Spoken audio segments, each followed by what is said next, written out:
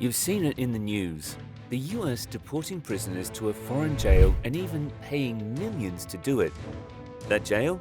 It's not in the US or even in a neighboring country. It's called CECOT, and it's like nothing you've ever seen.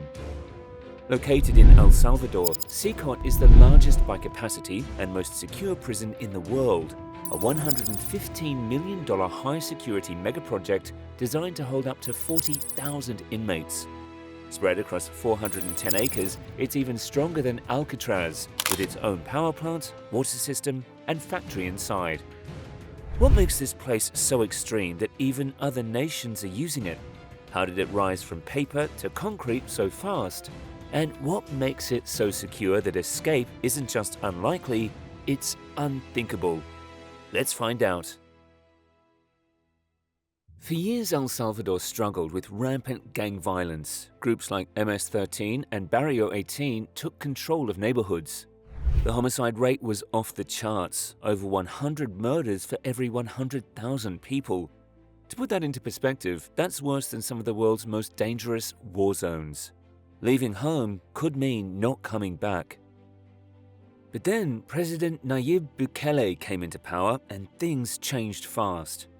He launched a sweeping crackdown on crime, arresting over 70,000 people, nearly 2% of the country's entire adult population. The streets emptied. Gang leaders were dragged from their hideouts and locked away, now reduced to nothing but prisoners. But with tens of thousands behind bars, El Salvador had a problem. The existing prisons were overflowing. So Bukele announced something unprecedented: the construction of a new mega-prison, one of the largest in the world. And the most staggering part, it was completed in just 7 months. Built to hold 40,000 inmates, it isn't just a facility, it is a fortress designed to make sure no one ever left it. But how do you actually contain that many people, violent, organized, unafraid of authority? You don't just build walls. You build a system. Welcome to CECOT, El Salvador's terrorism confinement center. This megaprison stretches over 410 acres. Inside, the compound is divided into 8 identical modules, each designed to isolate and control 5,000 inmates at a time. Each module contains hundreds of barrack-style cells, bare, cramped, and built for maximum control. In some sections, isolation cells take things even further. These are small, soundproof chambers where prisoners are kept in total darkness and silence. Surrounding it all is a 9-meter-high concrete wall, topped with a 3-meter-high electric fence carrying 15,000 volts, enough to stop anyone who dares to try climbing it. And in case that's not enough, the entire facility is reinforced to withstand car bomb attacks. Around 600 soldiers and 250 police officers patrol the area, keeping constant watch over the prison and its surroundings. 19 sniper towers stand ready, each manned by trained sharpshooters who have one job: to stop escape before it even begins. Signal jammers block all communication in a 2-kilometer radius, both inside and outside the facility. No calls, no smuggled phones, no way out. The entire prison was built to survive the unimaginable: car bomb attacks, riots, and full-scale escape attempts. This isn't a place for rehabilitation. It's a place to be forgotten. CECOT operates like a self-contained city. It has its own power plant, water supply, and sewage system designed to function independently for up to a week, even if the rest of the country were cut off. It doesn't rely on the outside world. It was built to outlast it. Even the ground is weaponized. A pebble-based alarm system lines key areas of the prison.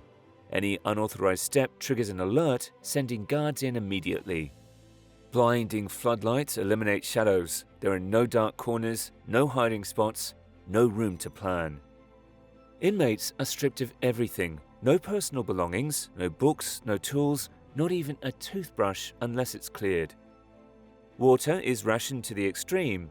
Prisoners can go weeks without a shower, and dehydration-related deaths have been reported. Control is just the surface. Beneath it is constant, unrelenting pressure designed to break even the most hardened inmates. And if somehow someone makes it past their cell, they'll face electric fences, armed guards, and sniper fire, because that's what guards the 2 heavily fortified entrances, complete with biometric scanners and armored security systems. CECOT was built to contain, but what happens once you're inside? The structure is brutal, but the daily life inside is even harsher. No one is serving time here, they're surviving it. Let's step inside and look at what life really looks like behind the bars of the world's most extreme prison. Each cell holds between 100 to 150 inmates, squeezed into just 0.5 to 0.6 square meters per person. That's less space than a closet. They sleep on metal bunks stacked 4 levels high, no mattresses, no pillows, just a thin white sheet and a towel. There's no running water, instead they rely on shared barrels for drinking and plastic dippers for washing. 2 open toilets, 2 wash basins, no walls, no privacy. It's a system designed for function, not for dignity. Forget recreation. Prisoners only get 1 hour of exercise per week, and even then it's under armed surveillance with no talking, no movement beyond what's allowed. The rest of the time is spent inside, often in silence. Workshops and Bible lessons are mandatory. These aren't optional rehabilitation programs, they're structured routines designed to keep inmates under control. The meals are minimal and monotonous. Breakfast is usually beans and rice. Lunch, white rice, pasta and tortillas. Dinner is often a repeat. There's no meat, no variety, and no utensils. Inmates eat with their hands to prevent any risk of weapon making. And then there's the punishment wing. Isolation cells where those who disobey are taken to be broken. Inside, there's no light, no sound, no contact with anyone. Just a concrete bench and the slow passage of time. These cells are designed for one purpose, to erase the inmate's sense of self. And to understand how unprecedented that really is, we need to compare it to what the rest of the world has built. Let's start with the United States. ADX Florence, located in Colorado, is widely considered the most secure facility in the country. Opened in 1994, it was designed for one goal: isolation. Inmates, some of the most dangerous in the federal system, are locked alone in concrete cells for 23 hours a day. The prison's architecture emphasizes separation, individual housing units, small exercise yards, and minimal human interaction. It's a highly controlled environment, but it holds just over 340 inmates. Compared to CECOT, ADX is precise, contained, and surgical. CECOT is massive, scalable, and overwhelming. One isolates individuals, the other controls entire populations. Across the world, Black Dolphin Prison in Russia is known for its extreme security. Located near the Kazakhstan border, it holds around 700 inmates, each under constant surveillance.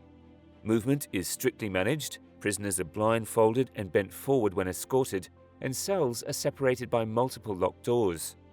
Psychological pressure is part of the design. Like CECOT, Black Dolphin prioritizes total control, but its systems are analog, not autonomous. It lacks the redundant infrastructure and scale of containment that defines CECOT.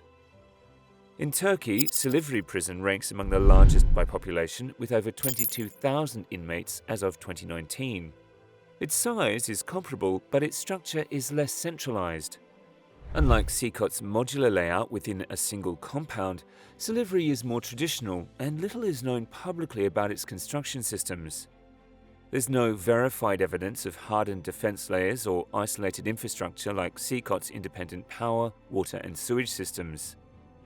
Where most prisons aim to secure people, CECOT aims to contain them entirely, physically, mentally, and logistically. And while other prisons focus on controlling individuals, CECOT was designed to neutralize entire networks, gangs, cartels, and organized groups. It's not just the most extreme prison in Latin America, it's unlike anything else in the world. A new model of incarceration where architecture, technology, and fear work together. CECOT may be the first of its kind, but will it be the last? Please let us know your thoughts in the comments. Thank you for watching, and make sure to like, share and subscribe for more Mega Build stories.